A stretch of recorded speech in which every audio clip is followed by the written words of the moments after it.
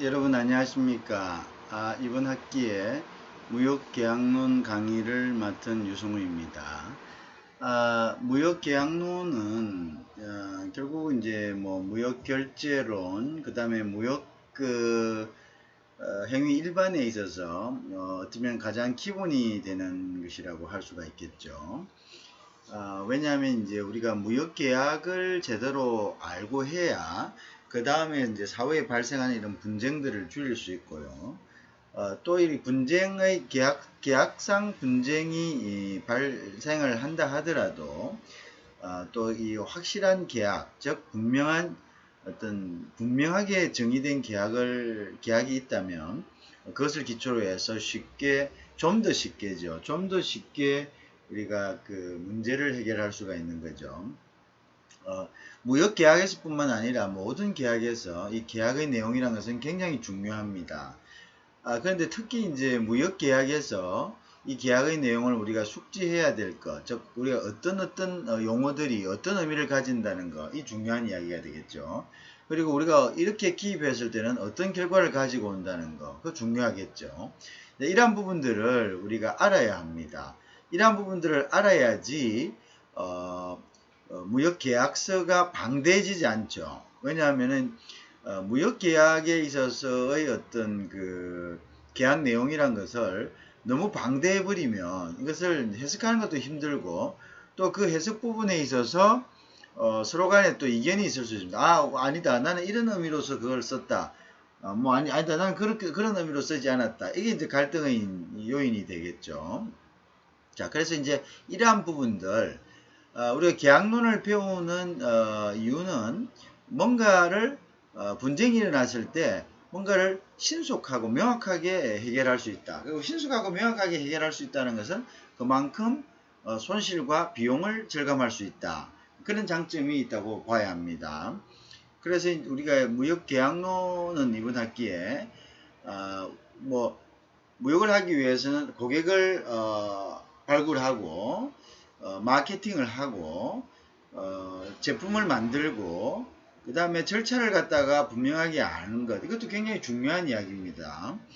그렇지만 그러한 절차가 순조롭게 진행되었다 하더라도 계약서상의 어떤 일부분이 발생했을 때, 즉 뭔가 계약서가 위배되는 사항이 발생했을 때는 우리는 이것을 신속하게 그리고 명확하게 처리해야 될 그런 필요성을 느끼게 됩니다.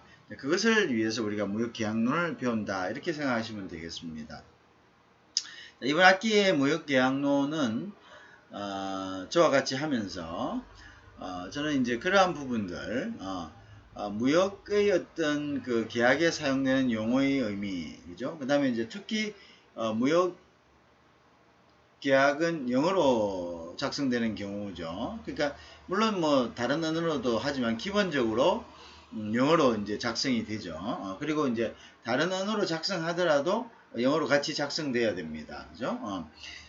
그래서 이러한 것들에 대해서 우리가 이제 알아보고요. 또 이제 우리가 이제 계약에 대한 것을 이제 분명히 한다면은 보다 더 자신 있는 상무 부분에 대한 보다 더 자신 있는 이제 그 공부가 가능할 수 있다, 이렇게 생각이 됩니다. 자, 그리고 이제 이번 무역 계약론을 하면서 또 여러분들과의 피드백을 위해서 나중에 그 수강자들이 확정이 되면 최종적으로 내가 그 카톡방을 하나 개설할 겁니다. 그러면 단톡방에서 여러분들이 이제 필요한 부분들, 과제라든지 피드백이라든지 이러한 부분들을 갖다가 서로 공유하면서 진행할 수 있도록 그렇게 하겠습니다. 자, 그러면 이제 오늘 강의가 이제 한번 시작을 해볼까요? 자, 그래서 무역계약이다. 그럼 우리가 이제 무역계약은 그 의미가 뭐냐, 의의가 뭐냐, 그죠? 그래서 이제 무역계약의 기초가 되는 것으로서요. 이제 한번 살살 우리가 이제 한번 살펴보겠습니다. 그래서 무역계약에 있어서 무역계약이라는 것의 개념은 그럼 과연 어떤 것이냐는 거죠. 개념은 어떤 것이냐. 자, 우리가 이제 계약은 영어로 contract라 합니다. contract. 그죠? 그래서 계약이란 것은 법률 효과, 즉 법적인 권리, 법률 효과란 것은 우리가 어떤 행위를 함으로써 거기에 대한 권리와 의무가 발생하는 것. 이제 그걸 갖다가 우리가 법률 효과라고 합니다. 그래서 계약이라는 것은 법률 효과의 발생을 목적으로 하는 당사자 간의 합의다, agreement다. 그죠? 그래서 이제 계약이 되기 위해서는 당사자 간의 합의, 그러니까 이제 agreement가 있어야 됩니다. 필수다. 자, 그 합의 중에서 법적 구속력이 있다는 것은 법적으로 권리와 의무를 갖는 이런 뜻입니다. 법적으로 권리와 의무를 갖는 법적 구속력이 있는 권리와 의무를 발생시키는 것이 바로 뭐냐면 contract다, 계약이다. 이렇게 알겠죠. 법적 구속력이 없는 거, 일방적인 거, 이거는 우리가 contract를 할 수가 없습니다. 그죠? 그래서 우리가 이런 것도 생각할 수 있습니다.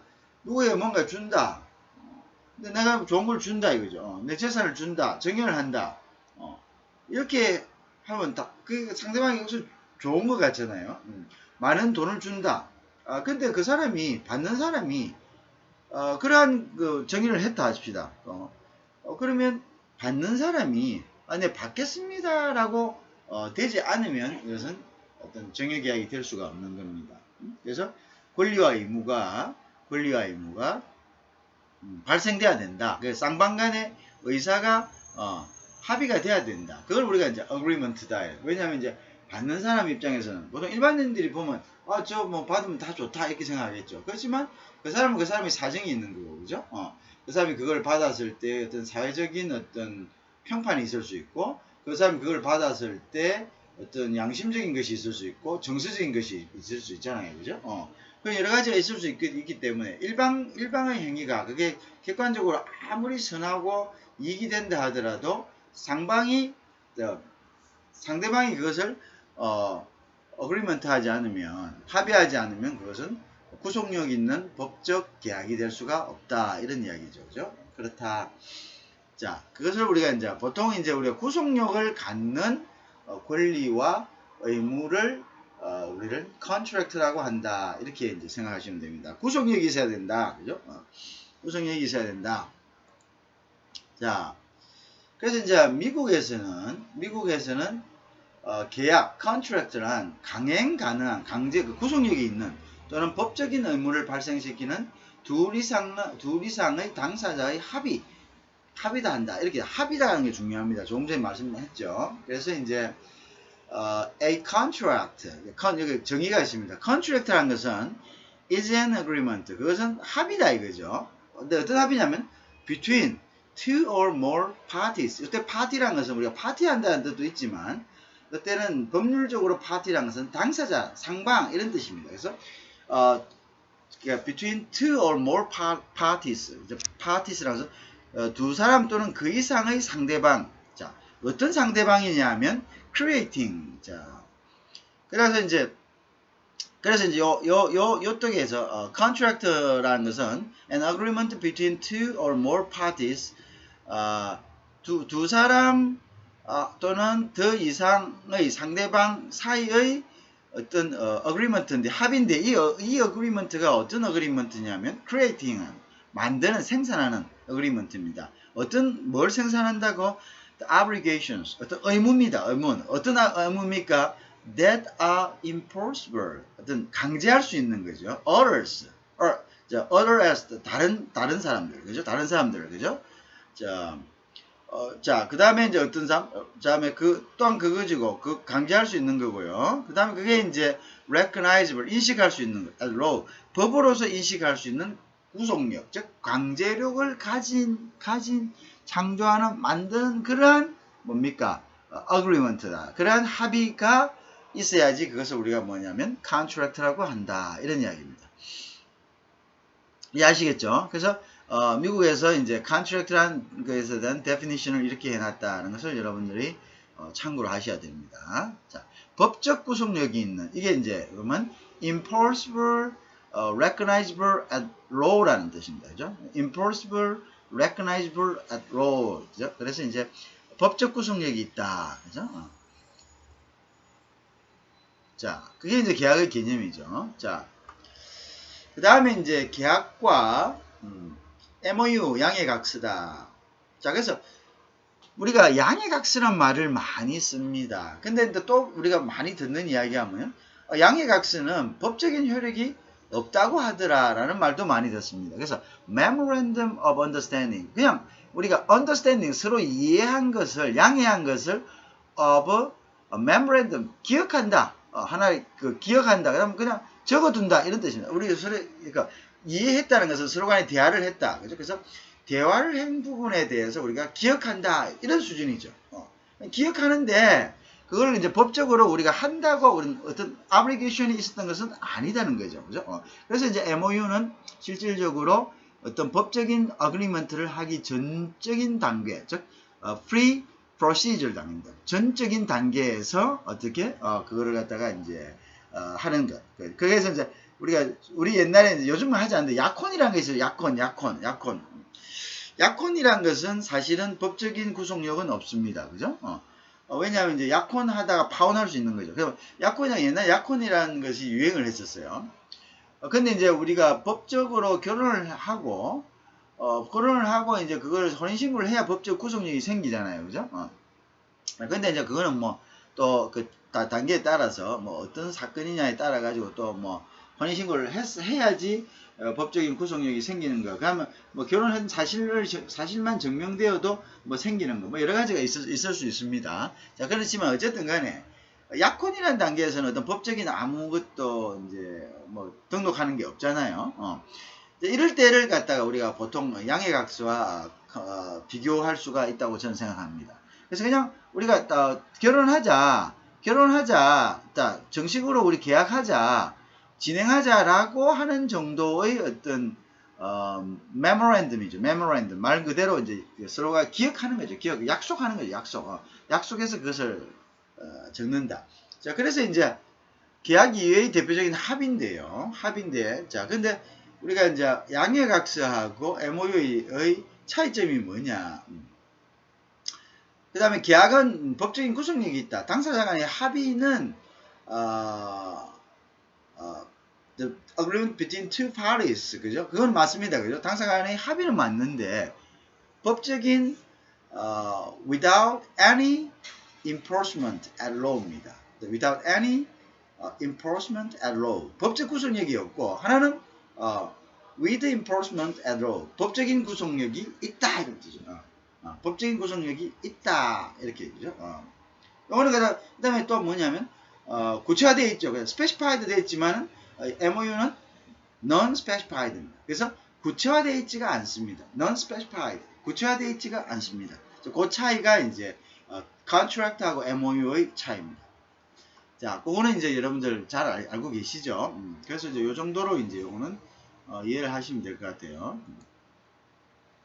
자, 그 다음에 이제 계약의 역할과 목적이란 것은요, 파티스라 합니다.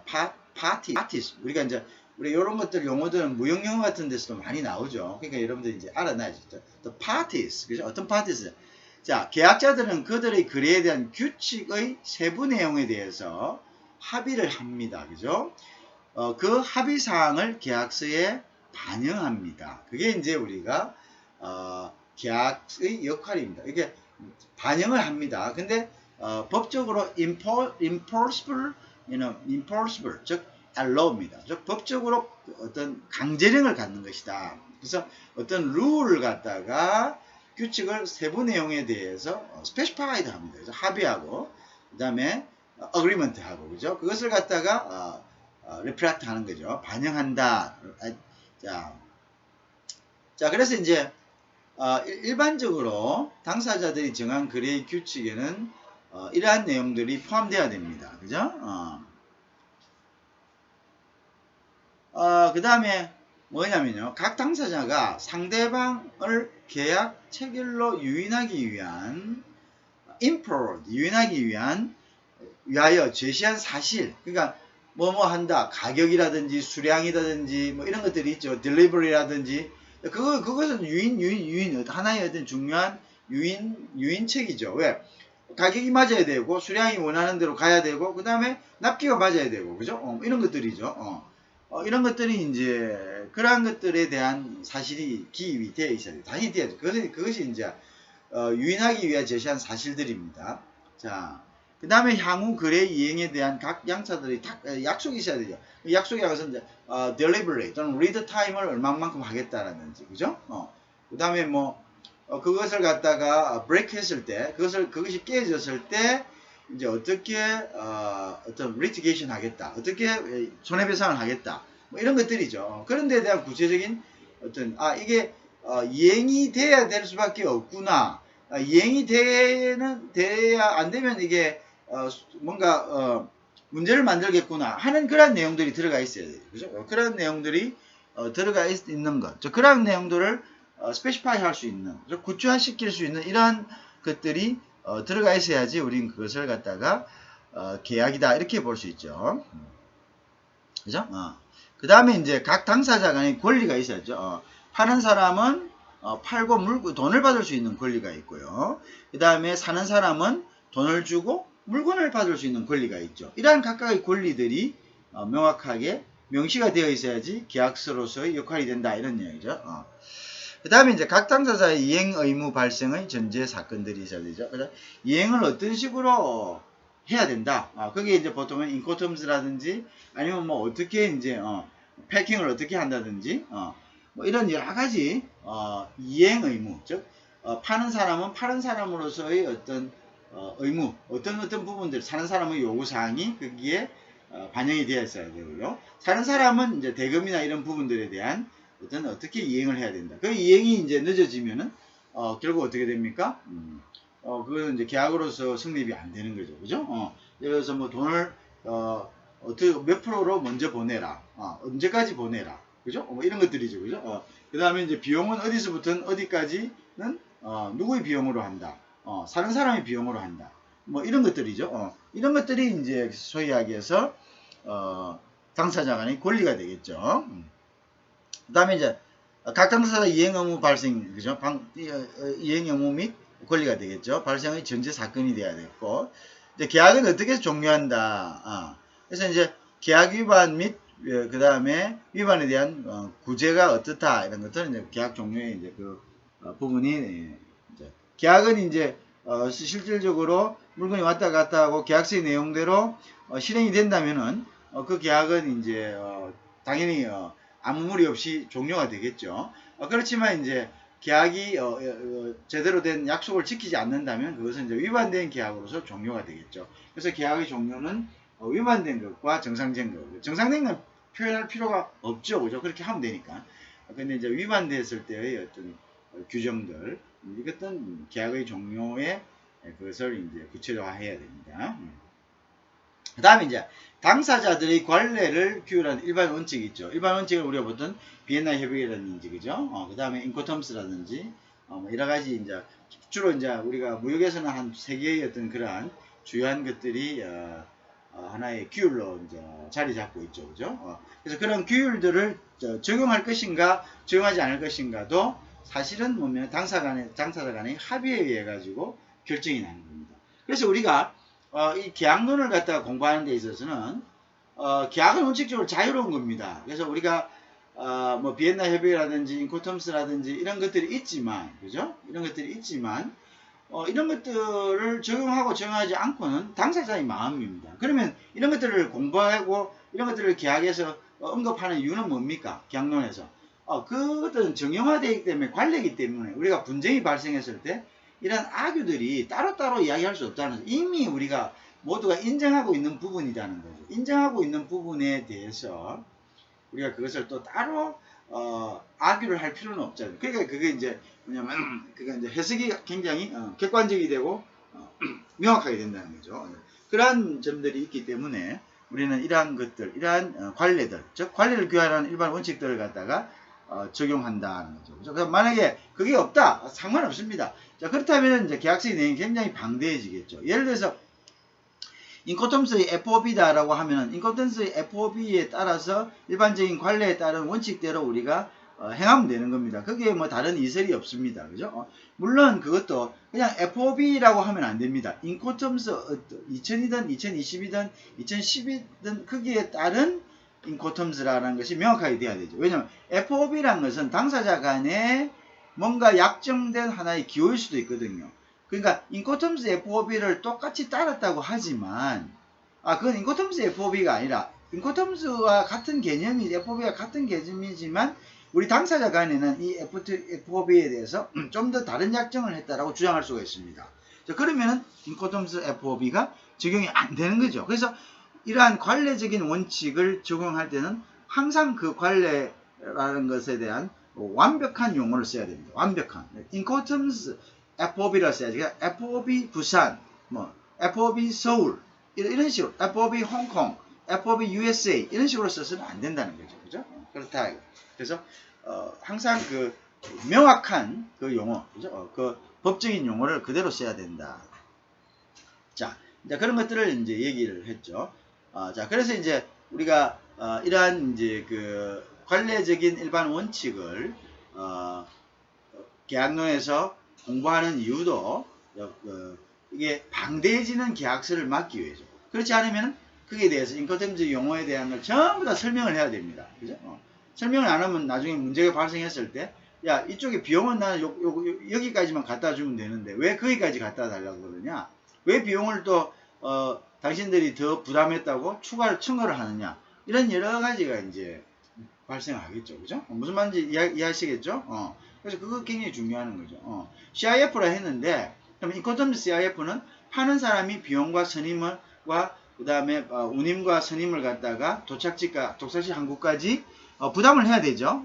그런데 인코텀스라 쓰지 않고 그냥 CIF라 했다면 그 CIF에 대한 용어, 즉 해석을 상대방하고 두 사람이 어그리한 그 내용을 전부 다 계약서에 써야 됩니다. FOB는 그렇고 우리가 이야기하는 FOB는 이렇고, 그러면 계약서 페이지가 그 FOB 하나로 몇 장이 될 수가 있겠죠, 그죠? 그러면 이제 그거는 뭡니까? 방대해지겠죠, 그죠? 그래서 우리가 이제 그런 것들을 줄이기 위해서 일반 원칙, 즉 관례적으로 규율하는 일반 원칙을 갖다가 우리가 그 계약서에 무역에 있어서는 기입을 하게 된다, 이겠죠? 자, 이건 전부 다 뭡니까? 이거 전부 다 뭡니까? Private law입니다. Private law. 이거는 당사자 간에 적용도 할 수 있고 적용을 안 할 수도 있고.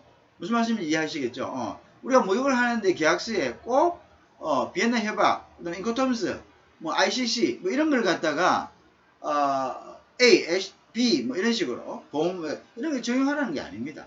그거를 적용함으로써 우리가 보다 명확하고 단순해질 수 있다는 거죠. 그죠? 그죠? 명확하고 단순해질 수 있다. 그러고 이제 분쟁이 발생했을 때 보다 신속하게 그 분쟁을 갖다가 해결할 수 있다는 것이죠. 자, 이해하시겠죠? 자, 그래서 이제 그게 되는 거죠. 자, 그 다음에 이제 보자. 자, 그 다음에 이제 계약의 역할과 목표에 대해서 한번 봅시다. 계약의 목표란 것은 goal이죠. the goal of contract인데요. 그래서 이제 계약서 작성 시에 당사자들의 다양한 목적을 만족시키는 계약서를 창출하려고 한다. 그 다음에 근데 이게 현실적으로 다양한 목적을 충족시킬 수 있는 그런 충족시킬 수가 힘들지요. 왜냐하면 계약이라는 것 자체가 서로의 이득을 위한 겁니다. 내가 예를 들어서 보세요.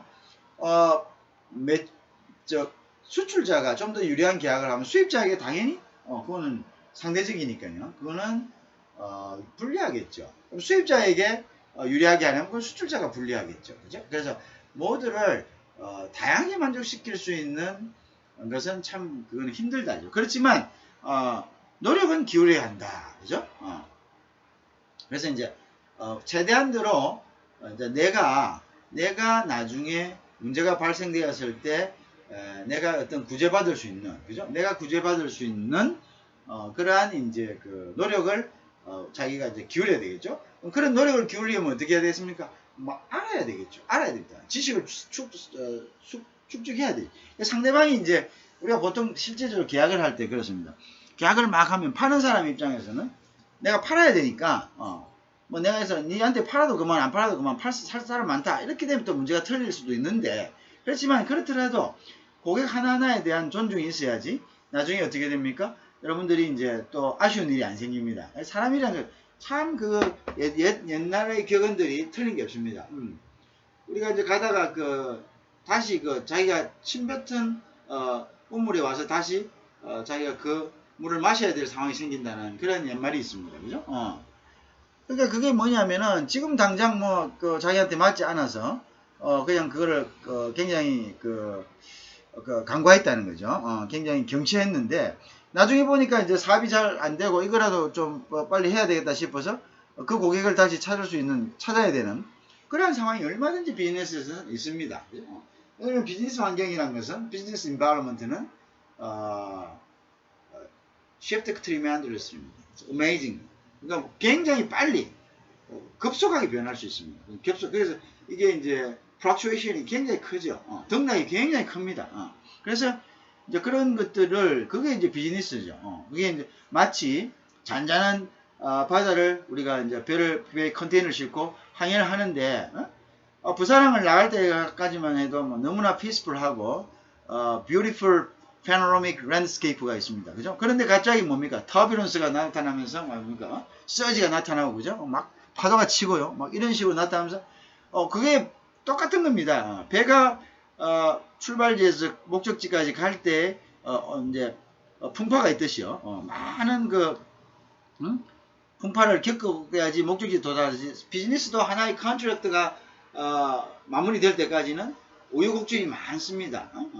또 계약이 성사됐는데 이제 프로덕션을 하는데 또 뭡니까? 갑자기 제품의 어떤 원료가 끊긴다든지 아니면 이제 회사의 어떤 종업원들이 프로테스트를 한다든지 아니면 기계가 셧다운 됐다든지 한두 개가 아니죠. 그런 것들이. 그러니까 그게 이제 굉장히 이제 그러니까 고객 한 사람 한 사람에 대한 정성이 필요한 겁니다. 그죠? 그래 놔야지 정성을 잘 들여놔야지 나중에 나의 회사가 뭔가 힘든 일이 있을 때 그 고객들이 이해를 해주는 거죠. 근데 계약할 때부터 계약서 관심도 없이 있다가 정성도 안 들이고 존중도 없이 이래고 그러면 그렇게 하세요. 돈 꼭 보내주세요. 이런 식으로 돈 안 보내주면 계약 취소됩니다. 이런 식으로 아주 고압적이고 또는 불성실하고 또는 멸시하는 듯한 이러한 어떤 표현을 한다면 그건 상대가 사람이기 때문에 다 느끼는 거죠. 느끼고 있다가 이 사람이 그래 그 사람 속으로 생각합니다. 그래 내가 한번 그래 참 내가 지금 급해서 내가 사가지만 당신들이 나중에 우리한테 한번 조아리는 일이 있을 거다 이렇게 속으로 생각하겠죠. 그래서 나중에 낚기가 안 맞다든지 아니면 물분에 하자가 있다든지 이러면 당장 그거를 꼭두리를 잡아가지고 또 이제 로슈스를 할 수가 있겠죠. 소송을 할 수가 있겠죠. 그죠? 그러면 이제 뭡니까? 별거 아닌 거 가지고 또 송사에 휘말리게 되면 머리가 또 아프게 되는 거고 또 비즈니스가 방해를 받게 되는 거죠. 그래서 중요하다는 거죠. 자, 그래서 조금 이제 샜는데요. 그래서 이제 그런 것들도 어떻게 보면 좀 여담일 수도 있지만 어떻게 보면 굉장히 중요한 이야기일 수도 있습니다. 그래서 그런 것들을 여러분들 나중에 이제 나가서 어떤 기업에서 어떤 일원으로서 일을 할 수도 있고 자기 비즈니스도 할 수 있지만 어떤 분야에서 일을 하든 간에 고객을 존중하는 거 그죠? 굉장히 중요한 겁니다. 고객을 존중하는 거. 그것이 돼야지 그것이 가장 큰 제품의 질과 기술보다도 그것이 가장 큰 재산입니다. 여러분 보이지 않는 tangible 보이지 않는 그러한 재산이 되겠습니다. 그죠? 자 어쨌든 그래서 이제 위험 요소를 감소시켜야 된다. 그래서 이제 어쨌든 위험 요소를 감소시켜야 된다. 계약서에서는 나중에 그게 자기가 요구하는 걸 100% 할 수가 없습니다. 그죠? 왜? 내가 더 유리하면 상대가 불리하기 때문에 상대가 또 바보가 아닙니다. 그래서 상대는 또 상대대로 또 전략을 짜겠죠. 머리를 이제 씁니다. 그렇기 때문에 여러분들도 이제 거기에서 그렇지만 이제 자기 위험을 최소한 감소시키려면 어떻게 됩니까? 최소한 감소시키면 내가 많이 알아야 되겠죠. 많이 알아야 상대가 하는 말도 알아듣고 그러니까 상대한테 너무 유리한 쪽의 어떤 계약서를 갖다가 계약서가 되지 않도록 내가 그걸 또 조금씩 견제할 수 있는 거고요. 또 내가 유리하게 하려고 하면 내가 또 알아야지 이렇게 제시할 수 있는 거고, 그죠? 이제 그렇게 이제 돼야 되는 거죠. 자, 그래서 이제 되고 나중에 발생했을 때 우리가 이제 계약서의 용도는 뭐냐? 나중에 이제 계약이 부정적으로 종료되었을 때, 계약이 다 끝나는 계약이 여러분들 계약서 있는 이유가 뭡니까? 계약이 잘 끝나면 계약서 무슨 필요 있습니까? 부모 형제 간에 계약하면은 뭐 어떤 의미로도 해결될 수가 있지 않습니까? 그죠? 뭐 잘 뭐 이렇게 뭐 그렇다 해서 부모 형제 간에 뭐 때려 죽인다 이런 건 없잖아요. 그러니까 그런 계약서 필요 없습니다. 그죠? 근데 우리가 다 그런 친밀감이나 아니면 나중에 그렇게 우리가 니고시업을 할 수가 없기 때문에 그래서 뭔가를 사전에 소송으로 가면 엄청난 비용이 발생이 됩니다. 그죠? 특히 민사 같은 경우는요. 국가에서 소송을 여러분들 그냥 내가 한 20억 손해봤습니다. 10억 손해봤습니다. 그럼 그냥 소송을 해줍니까? 아닙니다.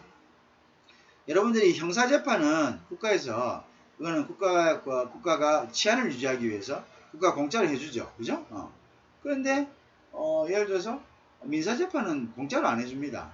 자기가 이득을 얻은 그 소의 속가라는 거예요. 속가. 내가 10억짜리 재판을 한다. 그럼 10억 곱하기 그 다음에 뭐냐면 그게 인지대를 내야 됩니다. 인지대는 뭐냐? 그러면 이제 그 저기 10억 정도 되면 한 1,000만 원 정도 냅니다.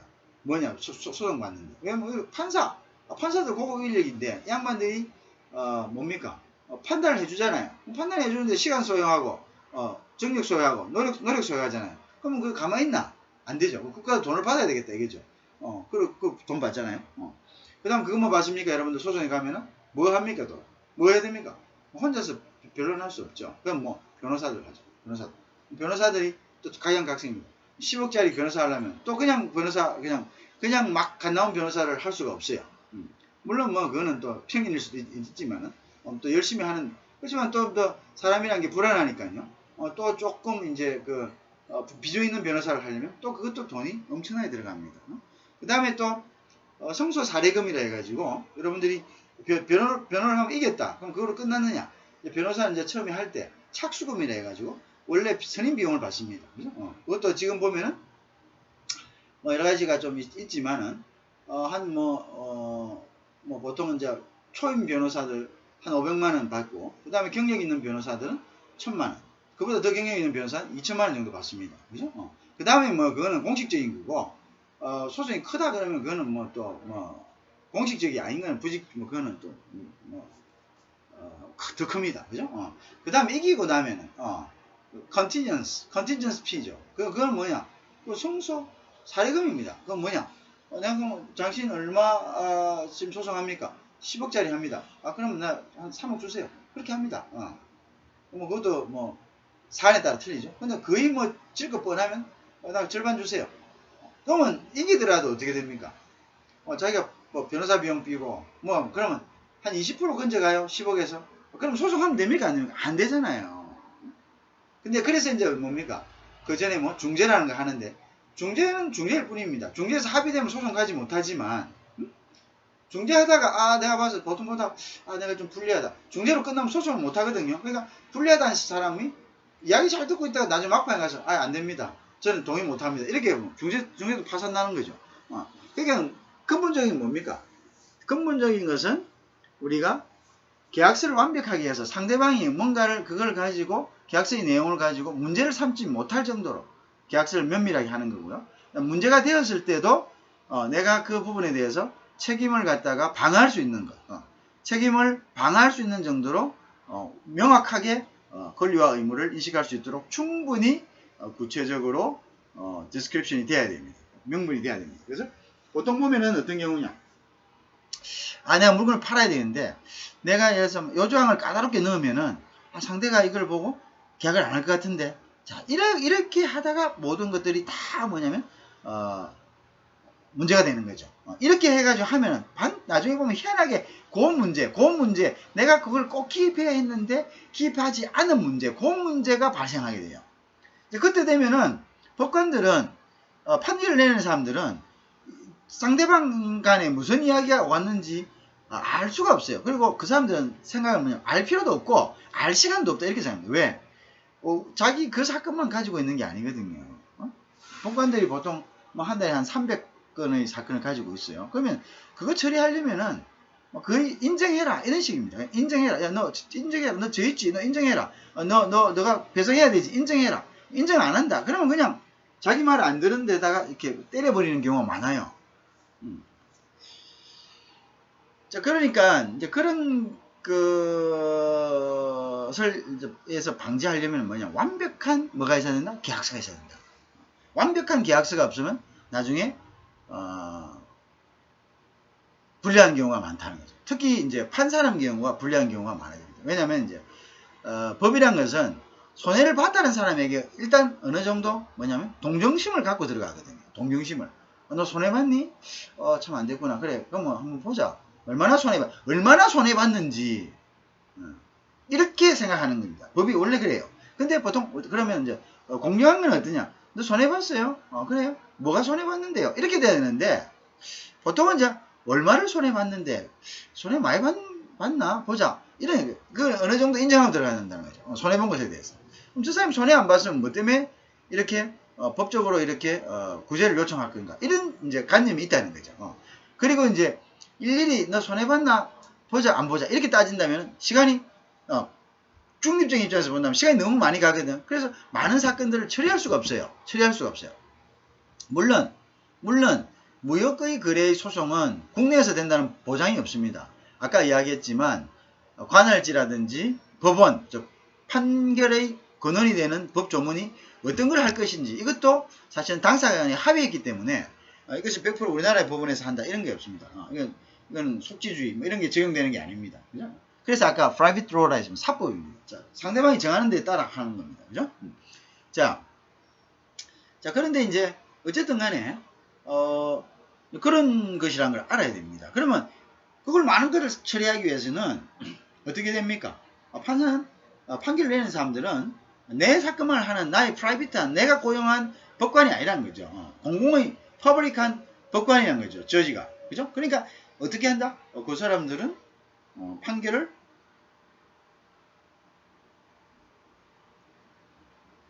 어느 정도 어떤 손해를 봤다는 사람의 입장에서 한다. 특히 파는 사람들이 이 컨트랙트를 보통 파는 사람들이 컨트랙트를 제공하잖아요.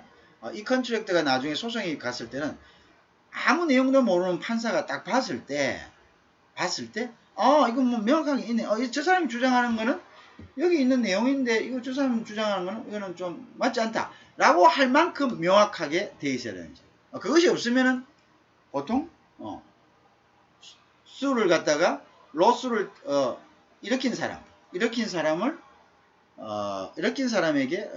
보통 이렇게 기우는 경우가 많습니다. 그래야 빨리빨리 우리가 이상적으로 생각하는 공정이라든지 또는 이상적으로 생각하는 이거 충분히 서로의 입장을 들고 이런 것들은 사실은 시간적인 물리적인 제약 때문에 이제 없죠. 시간적인 제약이란 것은 판결을 내는 저지들이 한 달에 가지고 있는 처리해야 될 사건이 너무 많은 것 하고요. 물리적인 제약이란 것은 이제 뭐 그러한 공간이나 또는 판사들이 많이 없다는 거죠. 그죠? 많으면 나눠서 할 건데 많이 없다는 거죠. 그 판결을 받을 수 있는 공간이나 이런 것들이 없다는 거죠. 자, 그래서 그런 부분들을 위해서는 나중에 자 내가 10억짜리 하나 해서 내가 한 이득이 한 2, 3억 날 것 같아서 했다 이 말입니다. 그죠? 그러면 뭐 처음에는 굉장히 크죠. 근데 나중에 보니까 이제 이게 소송에 휘말려 버리면은 그죠? 계약서가 잘못돼서 그러면 뭐 아예 다음 사업 자체를 못 하게 됩니다, 여러분들.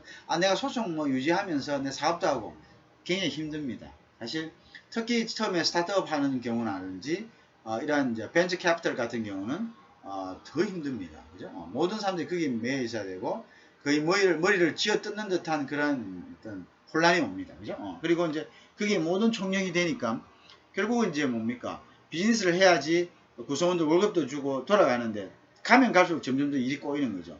거기에 이제 잘못된 계약서로 해가지고 거기에 열중하게 되고요. 이제 거기에 열중하게 되면 결국 뭐 사업이 안 되고 사업이 안 되면 결국 뭡니까? 종업원들 페이를 주고 여러 가지 그걸 해야 되는데 그게 또 또 꼬이게 되는 거죠. 그럼 그것도 또 그게 그거 해결하기 위해서 또 그냥 막 완전 오합지졸이 되는 겁니다. 그래서 이 소송에 관한 것은 굉장히 이제 중요하기 때문에 그 기초가 되는 저 뭡니까 그 저 뭐야 그저 계약서는 우리가 꼭 그거는 정말 내가 계약을 못 하더라도 이 계약서만큼은 명확하고 분명하게 나중에 권리와 의무를 충분히 넣고 나중에 모든 위험 요소를 감소시킬 것. 위험 요소란 것은 상대가 소송을 했을 때 내가 그것을 방어할 수 있는 그런 부분들이 반드시 있어야 된다.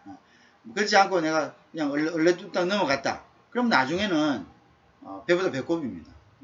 나중에는 비즈니스는 아까 얘기했지만 결국 뭐 항구를 떠나 다음 항구를 갈 때까지 큰 배가 또는 작은 배면 배일수록 뭡니까 그 풍랑에 더 뒤집힐 뭡니까 가능성이 크겠죠.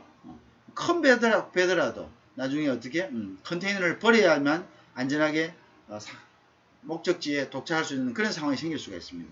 그런 걸 갖다가 어떻게 예방해야 된다는 거죠. 그래서 이 계약론이라는 것은 굉장히 중요하다.